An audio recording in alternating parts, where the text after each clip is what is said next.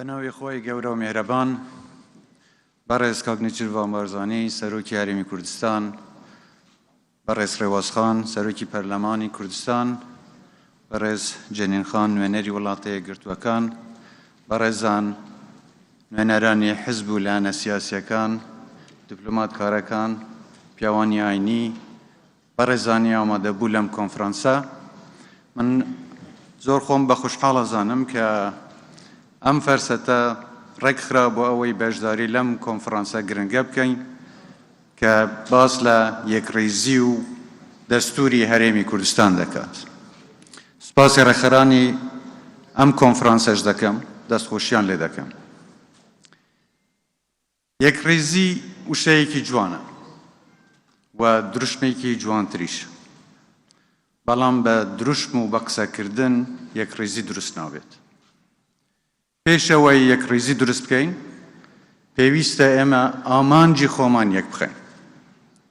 ئێمە یەکڕێز بین بۆ گەیشتن بە قۆناغێک کە ئەو قۆناغە بە هەمومان وەکو یەک وا بێت. ناکرێت داوای یەکڕێزی بکەین و بەرەو دوو ئیتیجاهی جیاواز حرەکە بکەین. ناکرێت ئێمە لە ناو پاپۆڕێک بەلەمێک بین ئەگەر دوا قۆناغ و مەقسەدمان یەک نەبێت.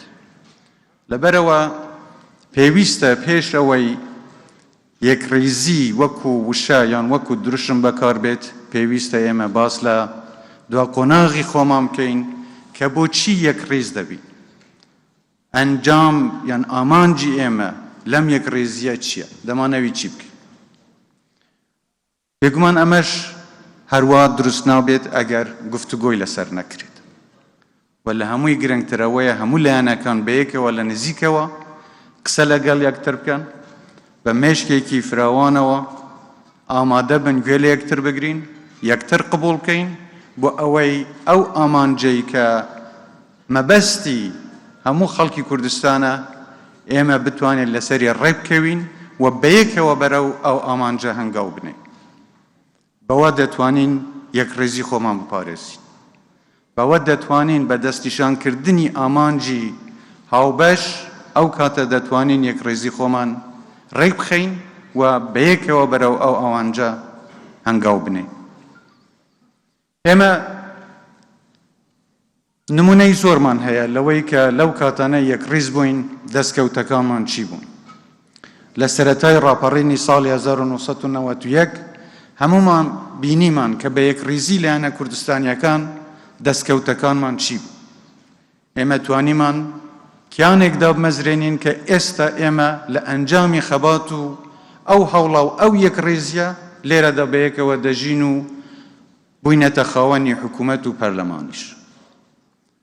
لە دوا قۆناغدا ئێمە بینیمان لە هەنگاوی هاوکاریکردن لەگەڵ یەکتر لە دەرباسکردنی یاسای بودجەی عێراقی ئەم ساڵ کە چۆن بە یەکڕێزی توانیمان ئەم ئامانجەش بپێکین.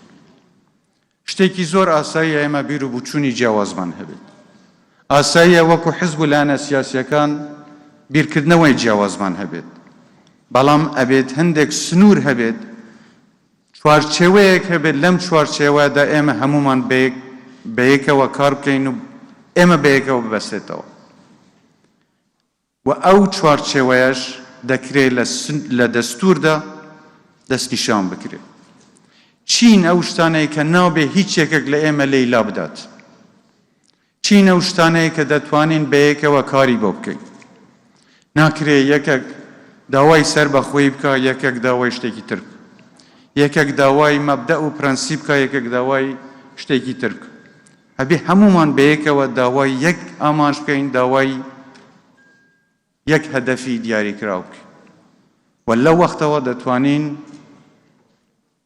دەتوانین ئەو کێشە و گرفتانەی کە هەیە لە نێوان ئێمەش ئەمانە وەلاوە بنین و بەیەکەوە بگەینە قەناعەتێکی هاوبەش کە بەیەکەوە ئیش بکەین. من پێم وایە دەتوانین ئێمە ئەم چوارچێوەیە لە دەستوردا پێناسە بکەین و دیاری بکەین. دەستور گرنگە بۆ دوو شتی زۆر گرنگتر. بۆ ئەوەی زەمانەتی ئەوە بدە کە ئەو کەسانەی نوێنەرەتی خەڵکی خۆیان دەکەن، نوێنەرەتی هاونیشتیمانیان دەکەن، پێویستە ئەوان بە شێوەیەکی دروست نوێنەرەتی بیر و بوچوونی زۆرینەی خەڵکی کوردستان بکەن. ئەمە یەک. دوو، ئەو هێز و دەستهەڵاتەی کە دەستهەڵات دەگرێتە دەست پێویستە بەرپرس بێت بەرامبەر بە خەڵکەکەی خۆی. و لە دەستووردا ئێمە دەتوانین ئەو شتانە دروست بکەین. ئێمە دەتوانین دەستوورێک دروست بکەین کە ڕەنگدانەوەی کۆمەڵگەی ئێمە بێت، ڕەنگدانەوەی ویست و خواستی زۆرینەی خەڵکی کوردستان بێت.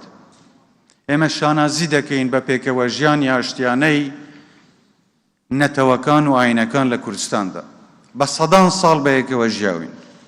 ئەبی دەستووری هەرێمی کوردستان ڕەنگدانەوەی ئەو پێکەوە ژیانە بێت، ڕەنگدانەوەی ڕێزگرتن لە ئاین و نەتەوەکان بێت. ئەبێ دەستوور مافی تاکە تاکەی هاوڵاتیانی کوردستان بپارێزێت. هەر یەکێک بە تەنیا ناتوانێت ئەو فشارە لەسەر دەستهەڵات دروست بکە بەوەی کە بە کۆمەڵ خەڵکی کوردستان بەیەکەوە دەتوانن ئەو فشارە دروست بکەن. ئەمەش بێگومان لە دەستووردا دەتوانێت ڕەنگ بداتەوە.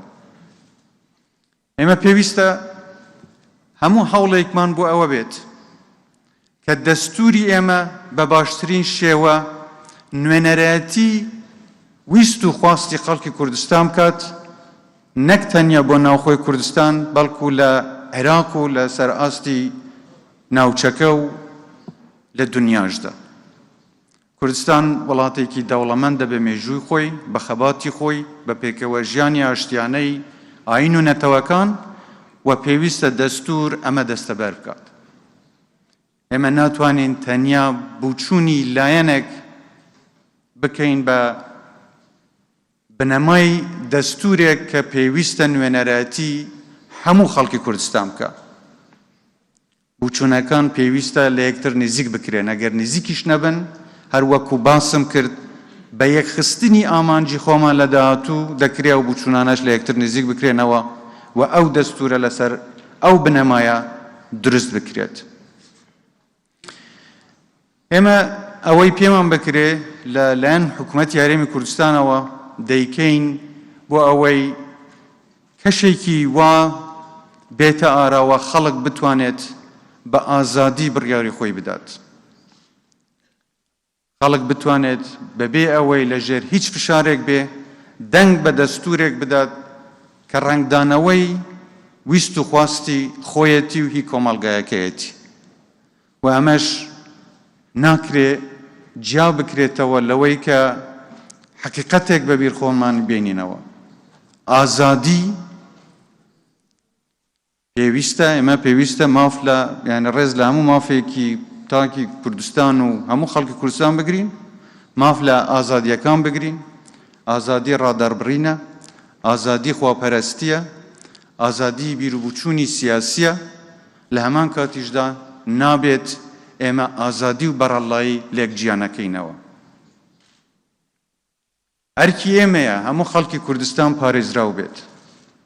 هەرکی ئێمەیە ئەوەی لە توانەماندەیە بیکەین بۆ ئەوەی هەموو کەسێک هەست بە ئازادی و سەلامەتی خۆی بکات. و ئەبێ ئەو شتانە لە یەکتر جیا بکەینەوە. ئەبێ هەمومان هەوڵ بدەین بەیەکەوە کار بۆ ئەو ئامانجە یەکگرتووە بکەین کە باسم کرد. و ئەمەش بێگومان بە گفتوگۆ دەکرێت. لە یەکدابڕاندن و دوورکەوتنەوە ئێمە ناتوانین مێشکی یەکتر بخوێنینەوە.